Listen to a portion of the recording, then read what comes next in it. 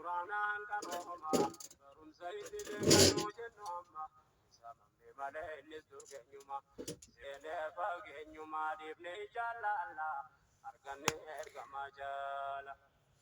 Assalaamu alaikum warahmatullahi wabarakatuh.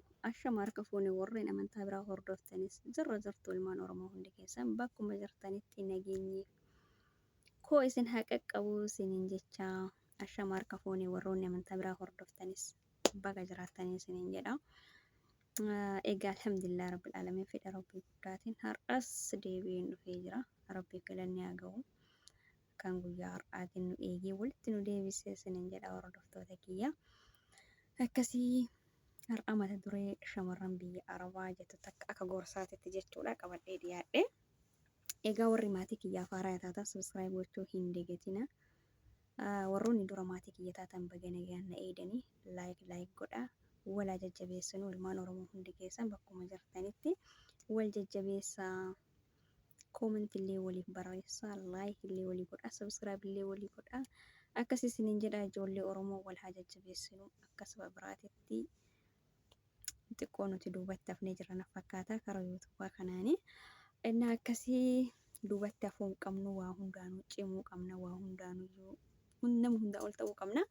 Akkasii isiniin jedha wal jajjabeessina wal jajjabeessinu nama YouTube banate yoo argitan bira hin tarina. Subscribe godhaa fi share illee godhaa fi warroonni YouTube keessan akkasii isin gurguddate nama miidhanatti hin fakkaatu garuu share nama godhuun illee like nama gochuunis akkasuma comment illee yeroo illee isinitti baay'ee fudhatu. Akkasii isiniin jedhaa keessattuu warri mana madaamii keessa jirtan waayifaan ka Arabaati. Huma baay'ee daataa nama tokko yoo fayyadame malee baay'inaan waayifaa fayyadamtanii. Akkasii isiniin jedhaa hordoftoota keenya walaa jajjabeessinu jechuumaaf kan hunda keessa deeme. Egaa akkasii like godhaa subscribe godhaa wal jajjabeessinaa takka takkaan deemuun fiixa naman baastu yoo wal qabatan malee quncinuu wal qarqaartii arba hiiti akkuma jedhamesa yoo wal qabatan bakka takka ga'anii. Akkasii isiniin jedhaa har'a wanti ani dubbachuu barbaade shamarran biyya Arabaa keessa jirtaniif yaada fi gorsa waan natti mul'atu irraa waan takka wajjin haasofna jedhee dhufe. Isinillee yaada keessan koomentii jalatti barreeffachuu dandeessu. Egaa akkasii wanti sunis maali yoo jettan shamarran mana Arabaa keessa jirtanii mana madaamii keessa jirtanii akkamitti of ilaaltu? Yaani akkamitti of ilaaltu yoon jedhu mana Arabaa keessa dalaguu kee kana itti gammaddamoo itti gaddita jechuu barbaade. Inni akkasii an akka gama kootitti jechuudha mana Arabaa keessa dalagu hedduun gammachuutti qaba alhamdulillah rabbil alamin maaliif jenna iddoo kamuyyuu taate jechuudha dalagattu malee jiraachuu hin dandeettu. Biyya keessa illee odoo taate hin dalayda osoo hin dalayne wanni akkasitti hin dhuftu. Dalaydu malee wanta takka argachuu hin dandeettu. Bakka hundattuu dalagaa keetu si boonsa jechuudha. Dalagaa keetiin boonta, hojii kan keetiin boonta. Dalagaan ulfinna namni dalagaa qabu baay'ee kabajaa qaba. Namni dalagaa hin qabne namni akkanuma karaarra deemu namni akkanumatti bakka durriyyinatti deemu baay'ee kabajaa hin qabu. Hin beektan jedhee yaadaa isin hundi keessaniyyuu osoo biyyallee jiraatte dalagachuuf sirraa hin oolu. Erga riskiin siif gootee biyyaa baate immoo ifitti gadduu hin qabdu yoo hojiin Araballee sitti ulfaatte. Akkasuma immoo akka hamtutti Arabni takka akka hammeenya bakka akka namaatitti nama hin ilaaltu hin beekne jechuudha. Haa ta'u jarrillee akkasitti yoo ilaaltee jiraatte yeroodhaafi malee biraa deemta waan ta'eef ofitti gadduu hin qabdu. Of jabeessuu qabda ofsaan of jabeessuu qabda. Boru galee waan dalagadhe kanatti hara galfadha jettee inshallah yoo rabbiin naa godhe hin gala jettee chaansii ofitti hortee abdii ofitti hortee jiraattee hamma jiraattu san gammachuudhaan jiraattee keessaa galuu baay'ee barbaachisaadha. Yoo galtee jettee waan dalagatte sanitti hara galfattee itti gammaddee keessatti bakka gammachuudhaan jiraachuu dandeetta. Yoo kaayyoo fi karoora qabaatte jechuudha. Yoo kaayyoo fi karoora hin qabaanne caluma jedhamee yoo manuma Arabaa keessa ka dalagamu ta'e itti gammaduu hin dandeettu. Caluma jetteetumaan dalayda abbama ta'ee ergitaa mallaqallee jireenya kee kabaruutiif yaadduu yoo ta'e borullee gammachuutti argattu jechuudha. qalbiin teetti siin bohaartu baay'ee ulfaataadha jechuudha. Egaa akkasii gammachuudhaan hin jiraattu yoo mana arabaa keessaa galtee itti haragalfattee jetti baay'ee tokko ofitti gammadda. Kanaafuu mana arabaa keessa dalaguu kee ofii hin tuffatinii akka namaa gadiitti ofii hin ilaalinii jireenya har'a ilaalte jechuudha. Jireenya har'a arabni yookaan mootiyyuu madaamiin takka akka namaatitti sin ilaalleef jettee ofitti hin gaddinii boru itti jiruu bareedduu ittiin jiraachuu dandeetta. Jarrillee akkuma nuti dalaynu kanatti dalaydi.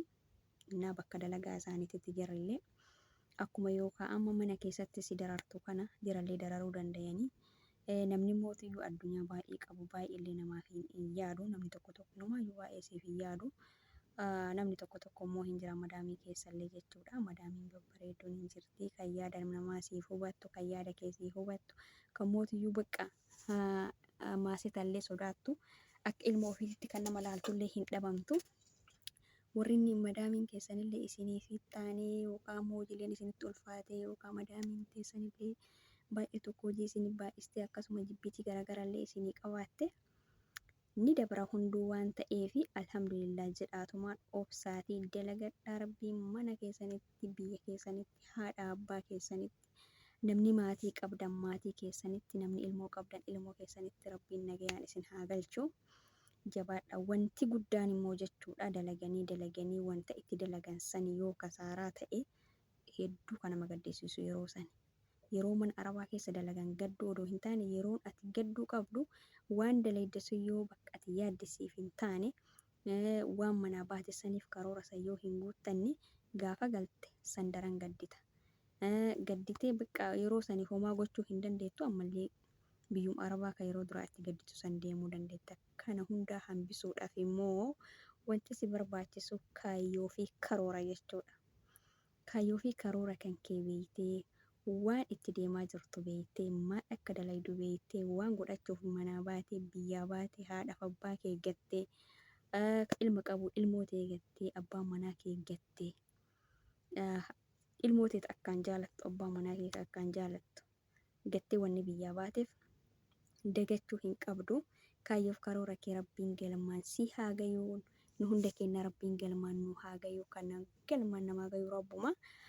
Inni akkasii siniin jedha waan mana arabaa keessa dalaydaniif ofitti hin gaddinaa. Nama hedduutu yoo ofitti gadda carraan kiyya mana arabaa keessa dalaguudha jedhee ofitti gadduun gaarii miti.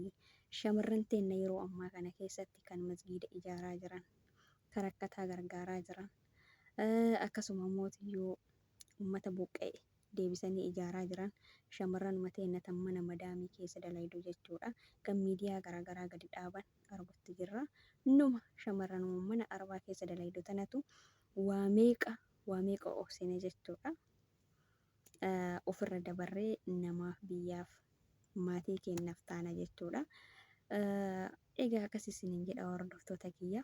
Wallaahi waan hin jedhullee baay'ee tokko na dhidhiba. Namni tokko yoo biyya galtee jettee akkasitti bakka waa baay'ee si mudata.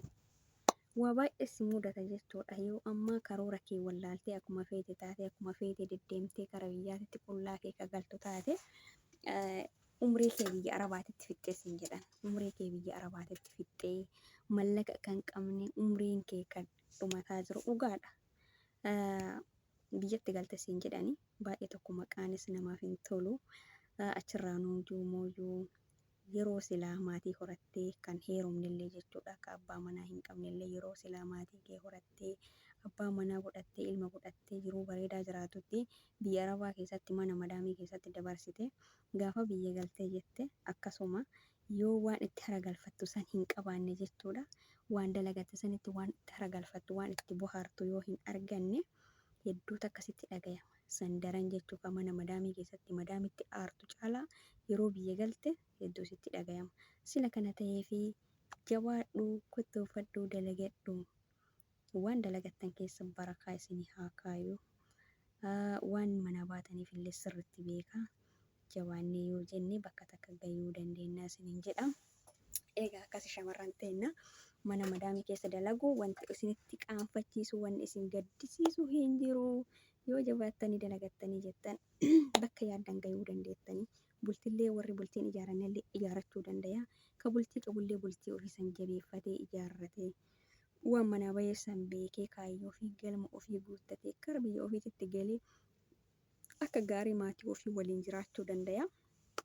Egaa akkasii isiniin jedha shamarran teennaa shamarree teennaa of hin tuffatinaa waliin tuffatinaa kaayyoo keessan karoora keessan beekaa yoo amma shamarran takka alatti argitan jechuudha warra yookaan kontiraata fa'aan jirre yookaan dalagaa fa'aa dhabaniitiin hin ta'an anillee hanga asitti mana madaamititti cinqamu odoo akkasitti bahee bashannanee odoo akkasitti maal ta'e jettee jireenya abbaa tokkoo hin ilaalin jireenya keessanii jara caala bareechifachuuf yaadi malee jireenyi nama sanii namni sun yookaan aluma keessa dhidhiqatee diddibateetumaan uffatuma takka takka uffateetumaan shirar jedha malee yookaan mana keessa yaanii keessi isaa qullaa ta'uun mala waan akkasiisan hin hawwina shamarran teennaa galee biyya kiyyatti boru of jijjiira har'a madaamin xiyya mataana nyaattus har'a na gubdus har'a mootiyyuu naaf ta'uu diddus inshaallah gaafa galee of jijjiiree maatii kiyyas gammachiisee ofillee gammadee gammachuudhaan jiraadha jedhee yaadi malee biyya namaa keessatti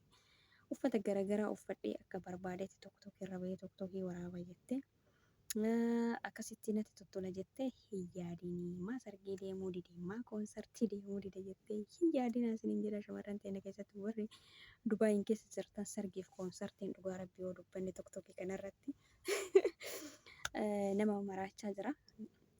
Inna waan akkasiisan maaliif sargii hin deemne ani mana madaamii keessatti yeroo hunda gubadha ijoolleen baatee bashannantii sargii deemtii koonsartii deemtii jettee hin yaadin dalagaa teessan dalagadhuuti gara biyya keetii galii gaafa galtee jettee bakka barbaadde deemuu dandeetta. Biyya namaa keessatti olii gad deddeemuuf faayidaa hin qabu sijjammara.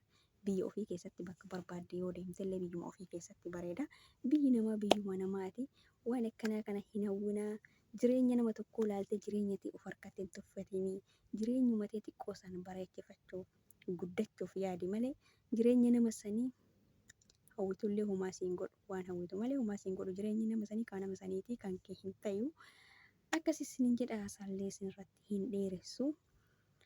Hanguma dhuma viidiyoo kanaa warroonni na dhageeffattanii ilaaltanii jettanii hedduu galatoomaa laayikillee itti roobsaa isiniin jedha yaada takka takka qabannee waliif dhiyaannu chaalenjii walalollee inshaallah yoo wanti keessan laayikiin keessan natti tole walalollee isiniif dhiyeessee dhufaa guyyaa tokko. Akkasii isiniin jedha laayik godhaa koomentii barreessaa yaada qabdan asumaanuu immoo viidiyoo guyyaa kaleessaa gadhiise tokko irratti namni tokko natti zannii gootanii sunis maal yoo jettan midhaan itti taphatte chaalenjii wayii dalaynee jechuudha. Midhaaniin taphattanii midhaan minnaan jedhanii keessallee nama na dubbiseetu jira. Inni akkasii asumaan dhiifama isin gaafadha jechuun chaalenjii madalaguufi malee midhaan taphachuufi miti. Akkasii dhiifama guddaa dhugaadha nama meeqatu qooqa bulaa jira biyya keenya san keessatti midhaan itti taphachuun hin barbaachisu dogongora. Asumaan dhiifama isin gaafadha hanga viidiyoo biraatiin walitti deebinutti assalaamu alaikum warahmatullaahi wabarakaatuhu nagayyanaa ta'aa isiniin jedha daawwattoota kiyya baay'ee.